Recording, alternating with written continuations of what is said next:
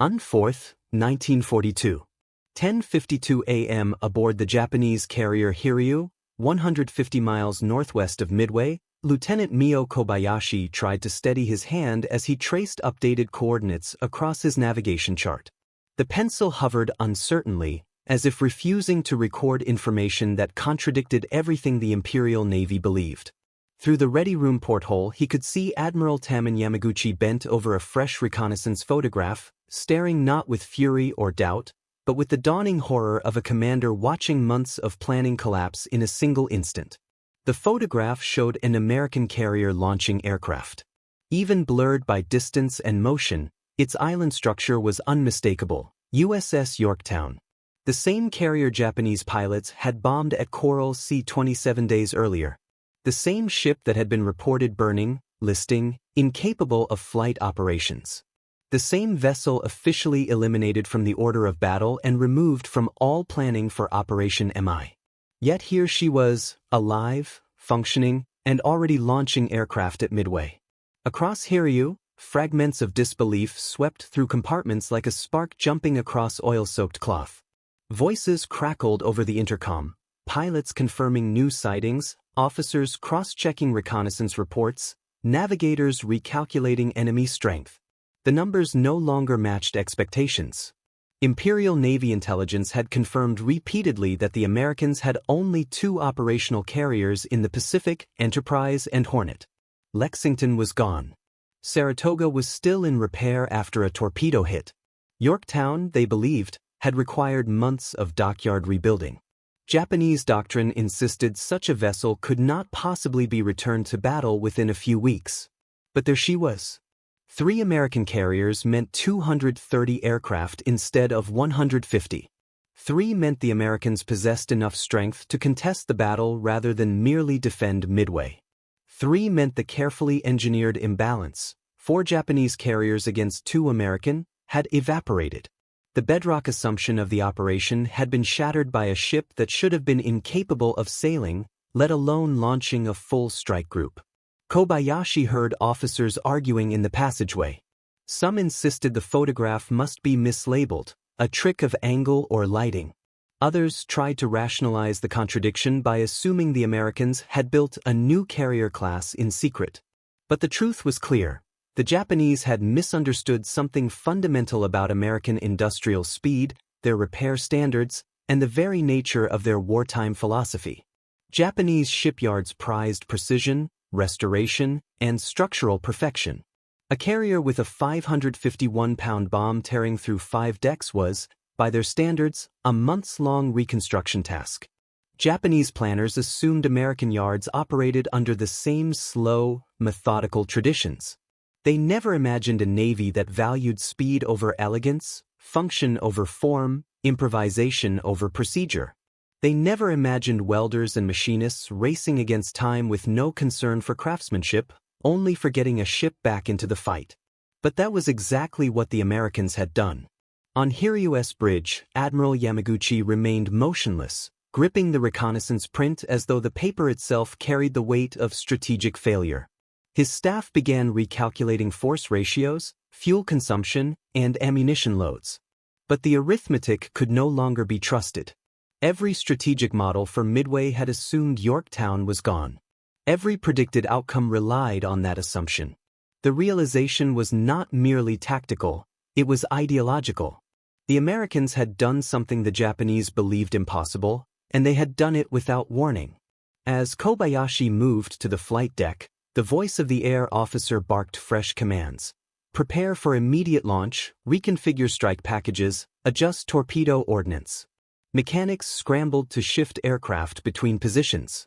Armorers rushed to reload racks. The orderly discipline that defined the First Air Fleet had given way to hurried improvisation. In the ready room, a junior officer whispered what many were thinking. If Yorktown survived Coral Sea, what else had they misjudged? For the first time in years of constant victory, Japanese officers felt the creeping sense that the Americans might not break, might not crumble, might not behave according to the psychological profile Imperial headquarters had assigned them. The pilot briefing paused as another update arrived. More torpedo bombers from the American carriers were inbound. The number of aircraft sighted again exceeded the launch capacity of 2 carriers. This was no illusion, no miscount, no trick. Yorktown had returned, and with her return, she had brought back uncertainty. Kobayashi strapped into his aircraft, the weight of the revelation pressing on him more heavily than the flight harness. Moments before engine start, he looked once more toward the sea where American dive bombers had already begun their descent toward the Japanese fleet. Yorktown should have been lying at the bottom of the Coral Sea. Instead, she was here, leading the attack that would determine the fate of the Pacific War. Before the first bomb even fell on the Japanese carriers, the battle had already changed. The Americans had proven something Japan had never considered, that their enemy could repair the irreparable, resurrect the destroyed, and return to battle with a speed and determination that defied every expectation. And as Hiryu prepared to launch its next strike, Kobayashi understood that Midway was no longer the battle the Imperial Navy had designed.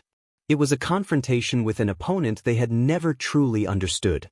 27 days before Yorktown stunned the Japanese at Midway, Admiral Takeo Takagi's strike group had watched her reel under the impact of a 250-kilogram bomb at the Battle of the Coral Sea. On May 8, 1942, while operating some 500 miles northeast of Australia, Yorktown emerged briefly from a rain squall, a fleeting silhouette that Lieutenant Commander Kikichi Takahashi, leading the Japanese dive bombers, immediately locked onto. His pilots descended with precision honed by months of combat. One bomb struck squarely near her island, punching through her flight deck and detonating deep within the ship. The explosion shot a column of flame upward, visible even from 10,000 feet. Japanese air crews circled back over the wrecked deck, observing oil gushing from ruptured tanks and a spreading slick trailing astern.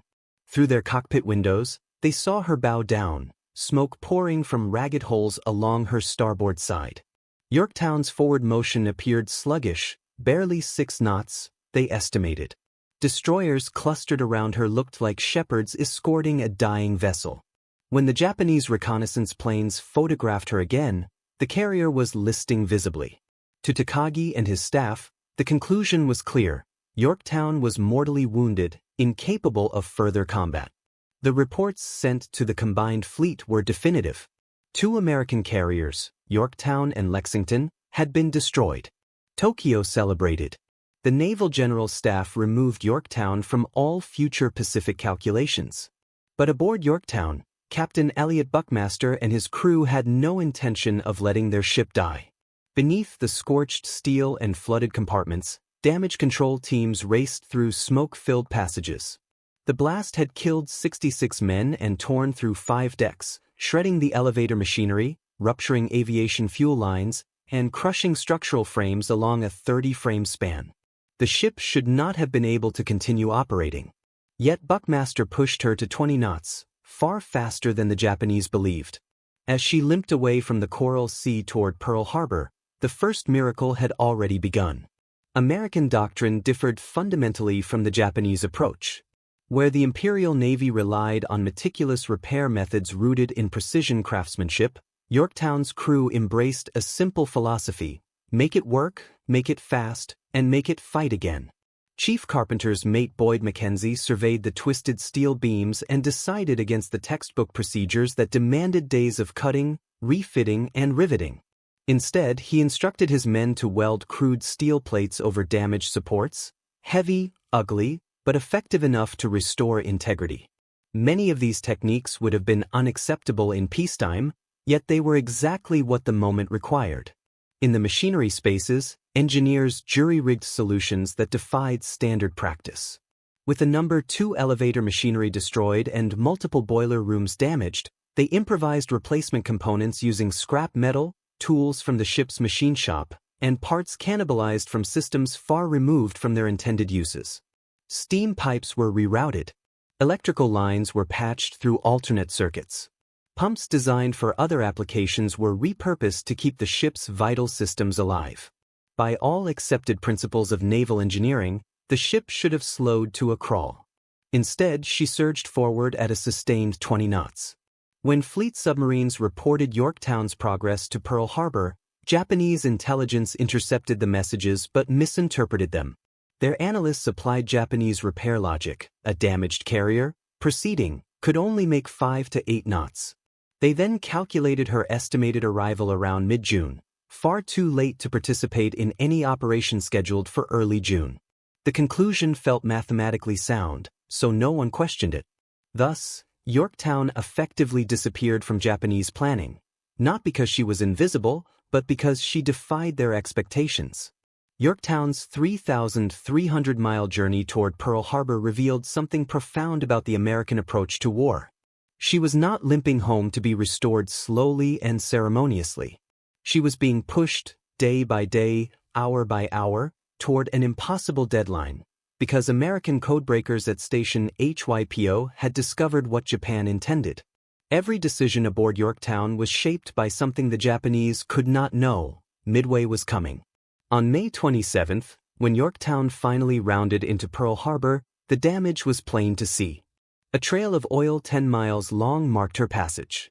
Smoke still seeped faintly from temporary hull patches.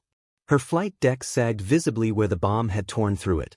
The ship listed just enough to advertise her wounds to anyone watching from shore. Rear Admiral Aubrey Fitch had already warned Nimitz. Restoring Yorktown to fighting condition would require at least 90 days. But Pearl Harbor was no longer the cautious peacetime base it had been 6 months earlier. The salvage operations following December 7 had reinvented it into a forward repair yard capable of miracles. Thousands of workers had gained experience raising sunken battleships with methods improvised daily. They had become accustomed to thinking in hours, not months.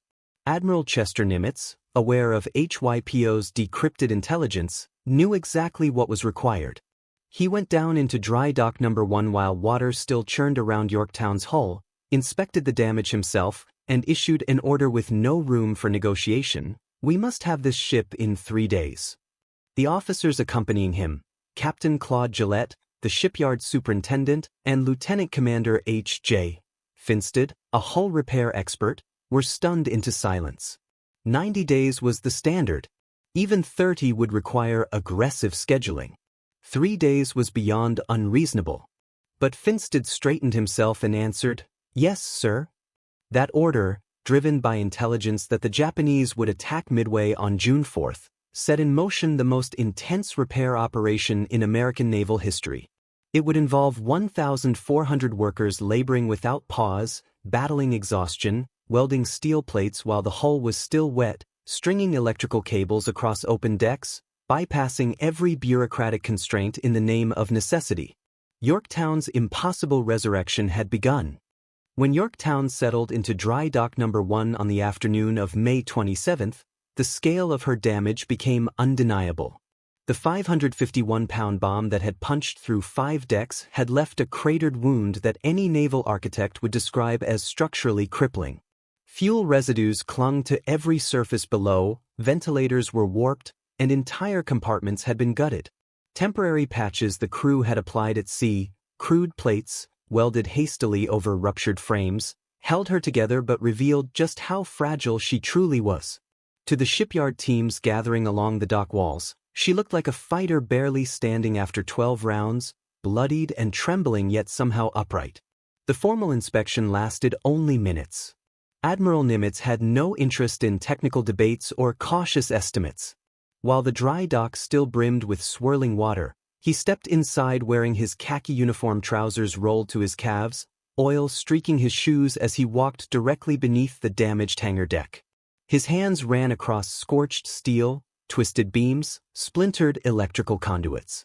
Captain Buckmaster followed him closely, explaining each section of damage, systems that no longer responded, pumps barely holding, cables burned through, the elevator machinery mangled beyond recognition. Every detail reinforced what the engineers already knew. This job required months, not days. But Nimitz looked at the destruction as if evaluating an equation.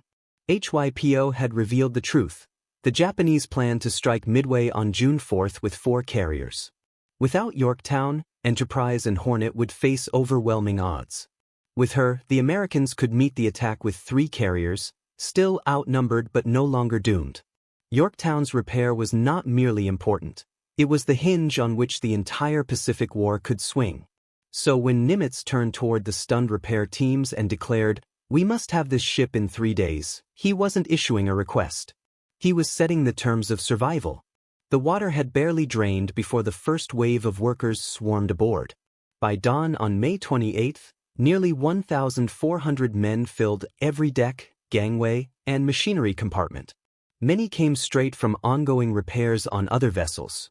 Welder crews set up lines of machines along the dock, the arc light flashes turning the interior of the carrier into a glowing cavern. Electricians hauled coils of cable across flooded decks. Pipe fitters torn from half-completed projects arrived carrying spare valves, fitting wrenches, and acetylene torches. Luft, noise, and heat filled every space. There were no pauses, no shift changes, no procedural delays. Decisions that normally required paperwork and layered approval were now made in seconds by shouted agreement. Sections ruined beyond any hope of restoration were simply sealed off. Frames too damaged to refit properly were braced with whatever materials were on hand: timbers, scrap beams, makeshift steel supports. Men welded with one hand while eating sandwiches with the other. They slept leaning against bulkheads for 15 minutes at a time before jolting awake to return to work. To Japanese naval engineers, such methods would have been unthinkable. Their philosophy revered precision. Every repair must honor the original craftsmanship of the ship. But American repair doctrine under wartime pressure adopted a new creed: function outweighed form, survival outweighed beauty, and fighting capability outweighed all other considerations. The bomb crater presented the largest challenge. Japanese methodology would have required complete removal of the damaged section, cutting out a substantial area of flight deck and structural supports, fabricating new beams and plates, and reinstalling them with perfect alignment. Pearl Harbor's solution was brutally simple. Weld enormous steel plates over the breach, reinforce the underlying structure with lumber scavenged from onshore construction sites, and accept cosmetic imperfections in exchange for immediate strength. The job was completed in less than a day. Fuel tank ruptures, another catastrophic concern, received similar treatment. Repairs that Japanese doctrine estimated at weeks were compressed into a few hours. Contaminated fuel was pumped out in torrents. Quick hardening cement, designed for emergency runway repairs, was shoved into cracks and ruptures. The worst damaged tanks were sealed entirely, shrinking Yorktown's total fuel capacity but preserving enough functionality to keep her operational. Electrical damage was omnipresent. Entire conduits had melted under heat. Rather than carefully threading replacements through internal raceways, electricians ran new lines openly over bulkheads, across ceilings, and through hatchways, routing chosen for speed, not aesthetics. They created a backup wiring grid that allowed critical systems to operate even if the primary circuits failed in combat. When power consumption surged so dramatically that hospitals across Oahu experienced rolling blackouts, civilians tolerated the interruptions without complaint. Everyone understood that Yorktown had to sail. The boiler rooms pushed workers past every known boundary. With superheaters compromised and time too short for true restoration, engineers abandoned the idea of meeting peacetime standards. They focused on functionality, not maximum performance. Bulkheads were patched, valves replaced, steam leaks tightened, and bypass lines fabricated. They coaxed the surviving boilers back toward battle-capable output, not perfect, but enough to give Yorktown nearly 28 knots, sufficient for carrier flight operations. Hour by hour, the arithmetic of the impossible began shifting toward reality. 20 tons of steel plates disappeared into new armor patches. 35 miles of electrical wire stretched across the ship. 400 tons of contaminated fuel were removed. 3 compartments were sealed completely. Thousands of welds sizzled throughout the night, the shipyard's electricity grid straining to its limits. When one shop exhausted its supply of welding rods, civilian companies from Honolulu delivered replacements within minutes, often without asking for payment or paperwork. By the morning of May 30th, the transformation was complete. Yorktown did not resemble the pristine ship she had been before Coral Sea. She bore scars, rough weld lines, irregular plates, temporary wiring, and hastily patched systems. But she was once again a fighting carrier, and that was all that mattered. Workers were still aboard tightening bolts and finishing welds when Yorktown left the dock under her own power. She backed out slowly, eased through the harbor entrance, and gathered speed. As she passed the shipyard piers, thousands of workers, exhausted, oil-stained, eyes red from heat and smoke, stood in silence. Then one man began clapping. The sound spread until the entire shipyard roared with applause. They had accomplished what the Japanese believed impossible. Yorktown was heading for Midway. When Yorktown reached Point Luck on the afternoon of June 2, 325 miles northeast of Midway, the crews of Enterprise and Hornet watched in astonishment. 2 weeks earlier, they had seen Yorktown limping from Coral Sea with smoke rising from her decks. Most assumed she would sit out the next engagement, still months away from battle readiness. Yet there she was, moving at combat speed, aircraft spotted neatly along her deck, her patched hull giving her a rugged, battle-scarred appearance that spoke more of determination than weakness. Commander Wade McCluskey, Enterprise's Air Group commander, later admitted that he and many others had stared open-mouthed. No one had imagined the repairs could have been completed so quickly. Admiral Frank Jack Fletcher now commanded the American carrier force from Yorktown. He understood immediately that the carrier's presence did more than add aircraft. It fundamentally shattered the assumptions behind Japan's entire Midway operation. Every Japanese calculation, every wargame, fuel plan, launch cycle, and strike allocation had been designed to confront precisely 2 American carriers. The appearance of a third meant their mathematics had collapsed, although the Japanese did not yet know it. Aboard the flagship Akagi, Admiral Chuchi Nagumo began June 4 with quiet confidence. His 4 carriers, Akagi, Kaga, Soryu, and Hiryu, held 248 aircraft, veteran crews trained since before Pearl Harbor, and tactical doctrines refined through victories across the Pacific. Against this force, he believed, stood 2 battered American carriers with perhaps 150 aircraft. Captain Minoru Genda, his brilliant air operations officer, had rehearsed every variation of the coming fight. Even if the Americans achieved some form of surprise, the Japanese should win by weight of numbers and experience. The only potential complication would be a third American carrier, but intelligence dismissed that possibility. Yorktown's destruction at Coral Sea was considered absolute. At 4:30 a.m., Japanese decks roared to life as 108 aircraft launched toward Midway. The attack would soften American airfields and coastal defenses before Nagumo committed his reserve strike force, which waited on deck, half armed with bombs for land targets, half with torpedoes for fleet action. He held these aircraft in check, confident he could adjust once American carriers were found. At 7:10 a.m., the first crack appeared in the Japanese plan.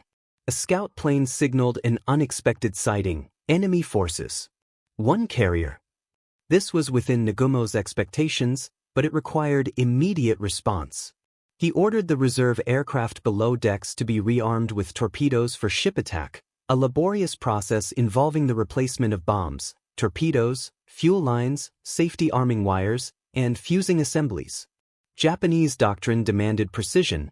Every step required skilled handling to avoid catastrophic accidents. Moments later, additional sightings indicated that the enemy force might be larger than first reported. Possibly 2 carriers. Still within the Japanese assumptions, but now the clock mattered. His Midway strike force was returning and needed to land.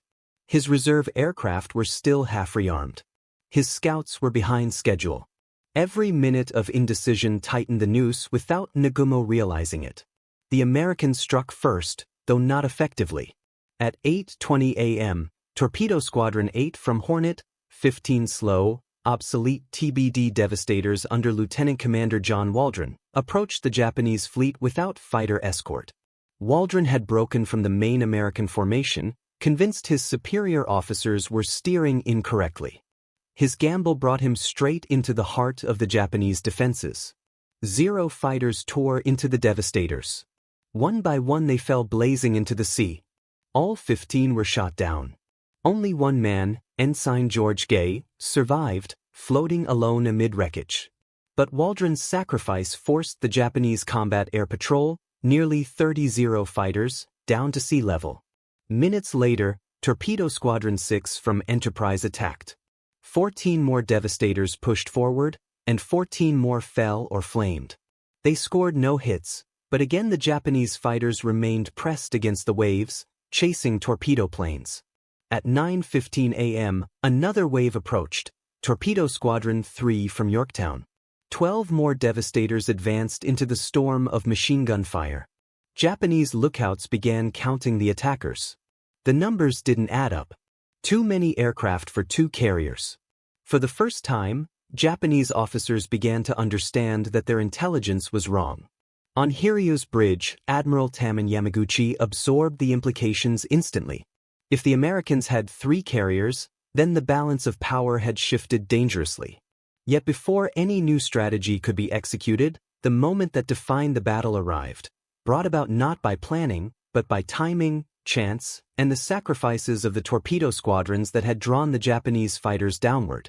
At 10:22 a.m., dive bombers from Enterprise and Yorktown, approaching separately, lost from one another, each guided by instinct and luck, simultaneously found the Japanese carriers. Lieutenant Commander Clarence McCluskey's Enterprise group located the fleet only after spotting the wake of the lone destroyer Ayrshire, racing to rejoin the task force after chasing an American submarine. Yorktown's dive bombers under Lieutenant Commander Maxwell Leslie arrived seconds later, having been delayed when Yorktown's damaged boilers temporarily forced a slower launch schedule. From 14,000 feet, American pilots saw a sight no strategist could have hoped for: 3 Japanese carriers, Akagi, Kaga, and Soryu, with their decks packed full of fueled, armed aircraft, bombs and torpedoes stacked along the catwalks, crews preparing hurriedly for the next strike. With Japanese fighters chasing torpedo planes at sea level, the skies above the carriers were unprotected. The dauntless SBDs rolled into their dives. In less than 6 minutes, the course of the Pacific War flipped. Soryu erupted first under the impact of bombs dropped by Yorktown's squadron, 3 direct hits that ignited her hangar deck and detonated the fueled aircraft awaiting launch. Flames spiraled upward, followed by explosions that ripped through every deck. Enterprise's bombers smashed Kaga and Akagi in similar fashion. Japanese officers on deck had no time to react. Everything happened too fast for orders to be issued. The impossible had occurred. 3 Japanese carriers, half of the First Air Fleet, were mortally wounded in minutes. Hiryu alone remained afloat and operational. Yamaguchi, one of the most aggressive officers in the Imperial Navy, responded instantly. If he could destroy Yorktown, he reasoned, he could reduce the Americans back to 2 carriers. The odds would stabilize. A counterstrike could still salvage victory. But he faced a reality he still didn't understand. Yorktown was the same carrier the Japanese believed they had sunk at Coral Sea. Its appearance contradicted every assumption the Japanese had made about American capability. Yet Hiryu launched anyway. Hiryu, now the last operational Japanese carrier in the battle, moved swiftly under Admiral Yamaguchi's iron resolve. He understood that, with Akagi, Kaga, and Soryu mortally burning, the only hope for Japan lay in crippling the American carriers before they could launch a finishing blow. At 12:05 p.m., his first counterstrike, 18 dive bombers escorted by fighters, descended on the nearest American carrier, Yorktown. Lieutenant Michio Kobayashi, leading the attack, peered through his binoculars as the American carrier came into view. The shock of recognition unsettled him. This was unmistakably the same ship the Japanese air crews had reported sinking at Coral Sea. Its island structure, deck configuration, even its silhouette were identical. The paradox felt unreal, yet the carrier steaming below him was alive, moving at battle speed, launching fighters, and fighting as though Coral Sea had never happened. Yorktown's fighters engaged, but the Japanese dive bombers broke through. 3 bombs punched into her deck. One exploded in the boiler spaces, rupturing steam lines and throwing machinery crews to the floor. Another tore open compartments near the island. Fires erupted across multiple decks. The carrier lost power and slowed, smoke rising thickly from her midsection. To the Japanese pilots circling above, Yorktown looked finished, again. As they departed, several reported the ship dead in the water. Once more they believed they had completed the kill. But Yorktown had already defied that judgment once, and she would again. Captain Buckmaster's damage control teams moved with the urgency of men who had stared death in the face before. Fire mains sputtered at first but were restored. Bulkheads were shored up. Counter-flooding corrected the list. The Pearl Harbor repair plates, those crude, scarred reinforcements rushed into place in 72 hours, held firm even under new shock damage. Chief Engineer John Delaney made a terse report. "The Japanese bombs hurt us, but the Pearl Harbor patches are solid. Give me 2 hours." He did better. Within an hour, 3 boilers were relit. Power returned. Yorktown began making 19 knots. Pilots landing aboard Enterprise looked across the ocean and saw something almost ghostly, smoke still drifting from patches along Yorktown's decks, but her flight operations fully restored, as if she were a ship resurrected twice in a single month. This recovery created a moment of confusion that would tilt the battle even further. At 2:30 p.m., Hiryu launched its second strike. Lieutenant Tominaga Joichi led the remnants of Hiryu's torpedo bombers. Only 5 airworthy aircraft remained. He expected to find Yorktown crippled and drifting. Instead, his formation encountered a fully maneuvering carrier launching fighters. His reported sighting back to Hiryu stunned the Japanese staff. Tominaga insisted that the carrier he attacked could not be the same one hit earlier. A ship bombed heavily just hours before could not possibly be operating at high speed. His confusion led to an impossible but understandable conclusion: there must be another American carrier. Hiryu's officers briefly considered the horrifying possibility that there were 4 American carriers present. Tominaga's torpedoes struck true. 2 slammed into Yorktown's starboard side, stopping her cold. The carrier listed sharply, steam vented violently from ruptured pipes, and fires broke out deep within the hull. The order was eventually given to abandon ship. Tow lines were attached. Yorktown, battered, smoking, and motionless, had endured too much to survive the day under her own power. But she had already accomplished everything that mattered. By absorbing both of Hiryu's strikes, Yorktown protected Enterprise and Hornet, the only 2 American carriers still capable of launching the counterattack that would finish what the dive bombers had begun. At 5 p.m., Enterprise dive bombers found Hiryu. Through breaks in the clouds, they spotted the lone Japanese carrier maneuvering desperately, streaks of smoke marking her frantic evasive turns. Several dauntless dove sharply, their perforated dive flaps screaming against the wind. Bombs fell across Hiryu's deck. Fires erupted instantly, magnified by aircraft fueled and armed below. Yamaguchi refused to abandon his ship. By morning, Hiryu was a drifting inferno. With Hiryu's death, the Japanese First Air Fleet, the power that had attacked Pearl Harbor and swept across the Pacific, ceased to exist. Yorktown, meanwhile, floated wounded but still alive, her fate postponed by the will of her crew. For 2 days she drifted under tow as salvage teams fought to stabilize her. On June 6, the Japanese submarine I-168, commanded by Lieutenant Commander Yahachi Tanabe, slipped through the American screen. Tanabe fired 4 torpedoes. 2 struck Yorktown. 1 struck the destroyer Hammond, sinking her quickly. On June 7, Yorktown rolled slowly to starboard, capsizing before slipping beneath the surface. Tanabe, unaware of the ship's true identity, logged the kill of an American carrier, probably Saratoga. Even in death, Yorktown confused the Japanese. The strategic reality told the larger story. Yorktown's limited air group sank Soryu. Her presence drew 2 separate Japanese strikes that would have otherwise targeted Enterprise or Hornet. She forced Hiryu to commit its dwindling aircraft against a target they believed was a second, untouched carrier. She absorbed the blows that protected the American fleet long enough to win the battle. Her destruction was the final act of a ship that had already reshaped the war. In Japan, officers struggled to understand what they had faced. Intelligence had insisted Yorktown was gone. Doctrine insisted repairs should take months.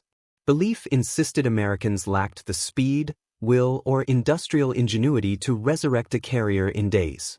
Midway proved all 3 assumptions disastrously wrong. For the Americans, the lesson was clear. Yorktown's 72-hour resurrection had not merely returned a ship to sea, it had altered the balance of the Pacific. The dive bombers struck because of timing. The timing existed because of intelligence. The intelligence mattered because Yorktown could sail. And Yorktown sailed because thousands of workers in Pearl Harbor had refused to accept what was impossible. Yorktown was now on the ocean floor, but the idea she represented, rapid adaptation, democratic industrial power, and national will, had risen permanently. In the days that followed the destruction of the Japanese carrier force, the full immensity of what had happened began to settle over the Imperial Navy. Reports from scattered pilots, fragmentary wireless intercepts, and the few surviving officers from the 4 lost carriers painted a picture no one in Tokyo had believed possible. They had expected a quick, decisive victory, another demonstration of Japanese naval supremacy. Instead, their most elite formation had been reduced to burning wreckage in a single afternoon. Yet even as the surviving ships retreated westward, many senior commanders clung to disbelief. For decades they had trained under the assumption that Japanese spiritual strength, meticulous planning, and technical excellence would triumph over any Western power, especially America. The presence of 3 American carriers at Midway, when intelligence insisted only 2 existed, was more than a tactical surprise. It was a direct assault on the Japanese worldview. Their confusion stretched beyond the battlefield. How had Yorktown, confirmed damaged beyond repair at Coral Sea, appeared at Midway?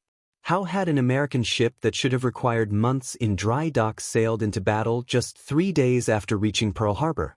Several officers argued that it must have been another carrier entirely, some secret American vessel not accounted for in their assessments. Others wondered whether the Americans had hidden their true industrial capacity behind carefully crafted deception. A few even suspected that the U.S. had broken Japanese codes, though this possibility was considered nearly heretical. Post-war testimony revealed the psychological shock. Admiral Matome Agaki, chief of staff to Yamamoto, wrote privately that Yorktown's sudden appearance unsettled the foundations of every operational assumption Japan had used to plan the war.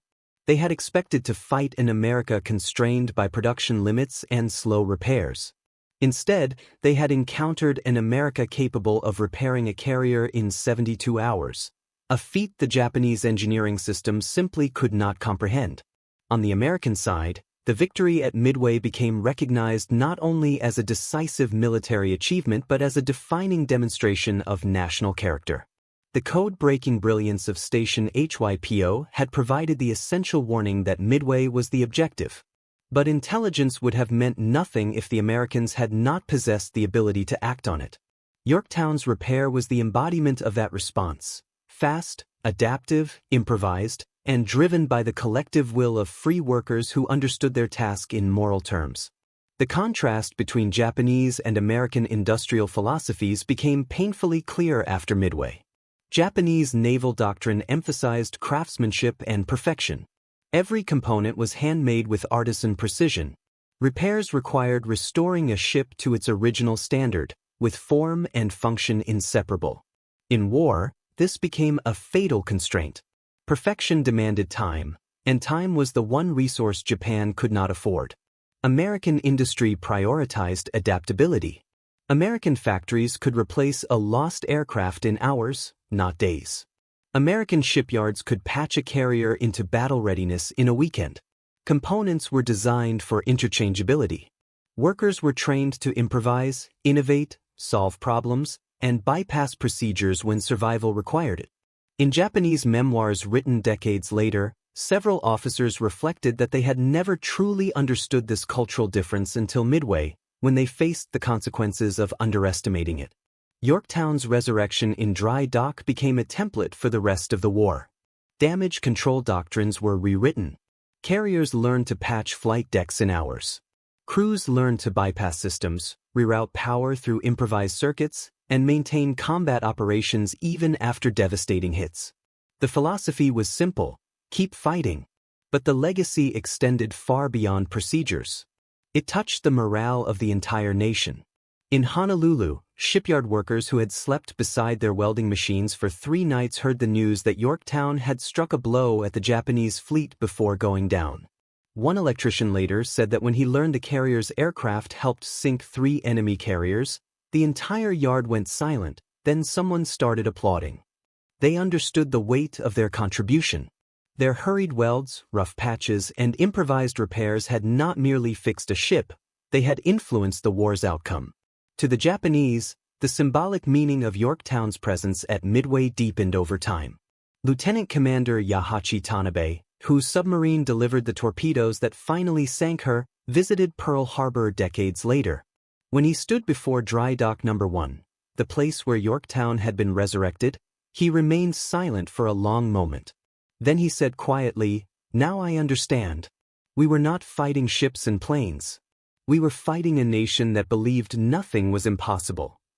Other Japanese officers echoed similar sentiments. Admiral Shigeru Fukudome wrote that Yorktown proved the war was unwinnable long before Japan realized it. The ability to repair a wrecked carrier in 3 days, he observed, revealed an industrial capacity and national mindset far beyond anything the Japanese Empire could match. It was mathematics, he wrote. A nation that solves problems in hours will defeat a nation that solves them in months. Yorktown herself was gone, but her influence continued to shape American doctrine long after her hull settled on the ocean floor. In 1998, Robert Ballard's expedition found her resting upright 16,650 feet below the Pacific. Her scars were still visible, the crude steel plates welded at Pearl Harbor, the gashes from Japanese bombs and torpedoes, the twisted framing sealed during her desperate fight to stay afloat. She appeared both battered and dignified, the physical embodiment of resilience. A plaque at Dry Dock No. 1 in Pearl Harbor today commemorates those 72 hours. It describes the workers who labored, slept, and welded without pause to meet a deadline the world considered impossible. Visitors often read the inscription without grasping the full weight of what it represents. It was not merely a repair operation, it was the turning point at which American industrial democracy revealed its decisive advantage. Not speed alone, not skill alone, but the willingness of free people to push themselves because they believed in something larger. Captain Elliot Buckmaster summarized it best years later. Reflecting on the frantic repairs and Yorktown's final battle, he said, "The Japanese expected us to follow their rules. Rules about time, rules about method. But we made new rules. Yorktown fights at Midway. That was the only rule that mattered." His words echoed the mindset that had carried the carrier from the brink of destruction to the heart of one of history's most important naval battles. Yorktown sank on June 7, 1942. But what she represented, speed, innovation, democratic will, and the refusal to accept impossibility, rose with the American fleet and remained there for the remainder of the war. Her patched steel became a symbol of national strength. Her survival at Coral Sea, resurrection at Pearl Harbor, and final sacrifice at Midway formed a narrative that shaped how Americans understood the war and themselves. The Japanese commanders who faced her never forgot the shock of seeing a ship they had sunk appear again on the horizon.